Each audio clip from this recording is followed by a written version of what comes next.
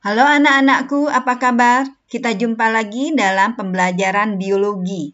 Kali ini Ibu akan membahas tentang gangguan atau penyakit pada sistem pernafasan.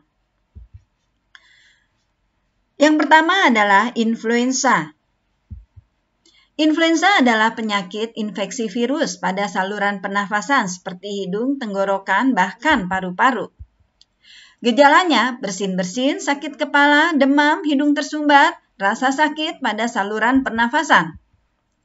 Cara penularannya melalui cipratan atau droplet pada batuk, bersin yang menempel pada orang lain, pada benda-benda, pada tangan. Kemudian apabila tangan yang sudah terpapar virus menempel atau menyentuh mulut dan hidung, maka virus tersebut akan masuk dan akan mengakibatkan penyakit influenza.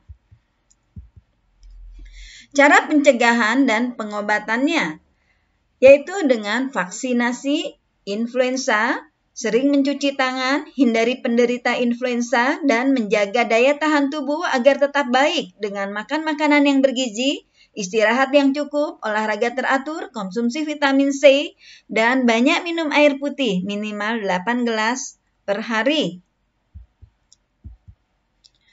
Yang kedua adalah bronkitis. Bronkitis adalah peradangan pada bronkus atau cabang batang tenggorok.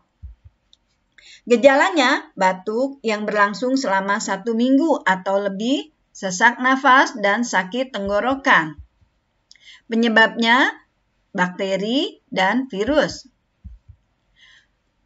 Kelompok orang yang lebih rentan akan terkena bronkitis adalah kelompok orang perokok, anak-anak di bawah usia 5 tahun atau orang dewasa di atas 40 tahun, tidak menerima vaksin influenza atau pneumonia, sering terpapar zat-zat berbahaya seperti debu atau amonia, dan orang dengan sistem kekebalan tubuh yang lemah.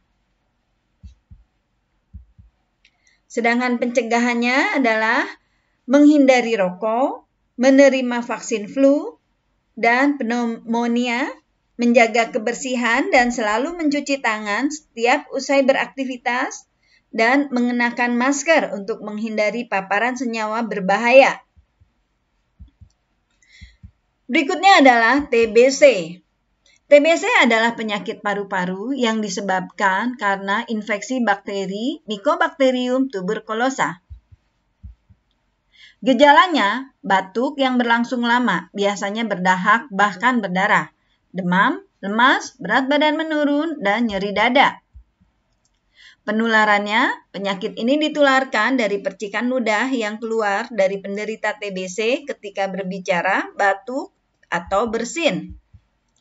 Pencegahan penyakit TBC dan pencegahan penularannya adalah dengan vaksinasi BCG pada bayi usia 2 bulan, menghindari penderita TBC, memakai masker, menutup mulut dan hidung saat batuk atau bersin, tidak membuang dahak atau ludah sembarangan.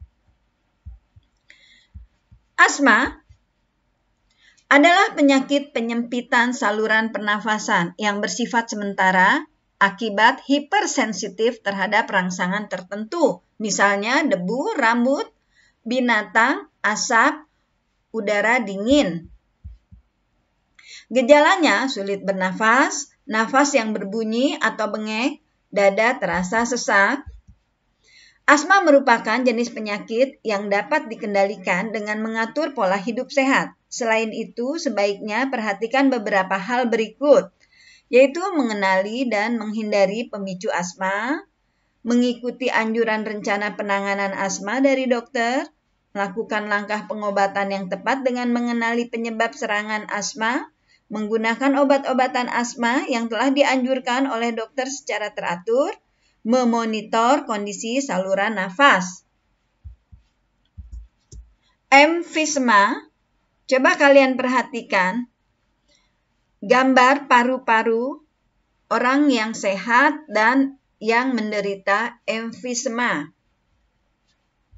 Paru-paru sebelah kiri dengan alveolus normal, sedangkan paru-paru yang kanan ini paru-paru dari penderita emfisema. Coba perhatikan perbedaan alveolusnya. Emfisema adalah kerusakan pada alveolus secara bertahap, berupa lubang-lubang menganga pada dindingnya sehingga mengurangi luas permukaan paru-paru dan kadar oksigen menurun. Penyebab emfisema adalah kebiasaan merokok, infeksi bakteri, dan polusi udara. Gejala emfisema yaitu sesak nafas atau nafas menjadi pendek, batuk, cepat lelah, penurunan berat badan, jantung berdebar, bibir dan kuku menjadi biru, dan depresi. Pencegahan emfisema: berhenti merokok, jaga kelembaban di rumah, berolahraga secara rutin, banyak minum air putih setiap hari, hindari minuman beralkohol, hindari udara dingin. Sebelum Ibu lanjutkan, Ibu akan memberikan soal terlebih dulu. Yang pertama, jelaskan tentang penyakit TBC, emfisema, dan kanker paru-paru. Yang kedua, bagaimana cara menjaga kesehatan organ pernafasan kita. Untuk dapat menjawabnya, kita simak penjelasan Ibu berikut ini. Kita lanjutkan dengan kanker paru-paru. Coba kalian perhatikan. Paru-paru di sebelah kiri merupakan paru-paru yang sehat, sedangkan paru-paru yang di sebelah kanan merupakan paru-paru yang terkena kanker. Kanker paru-paru adalah kondisi terjadinya penambahan atau pembelahan sel yang tidak terkendali di dalam paru-paru. Penyebab atau pemicu kanker paru-paru yaitu kebiasaan merokok, terpapar karbonil nikel, pelubur nikel, dan arsenik atau senyawa dalam pestisida, serta polusi udara.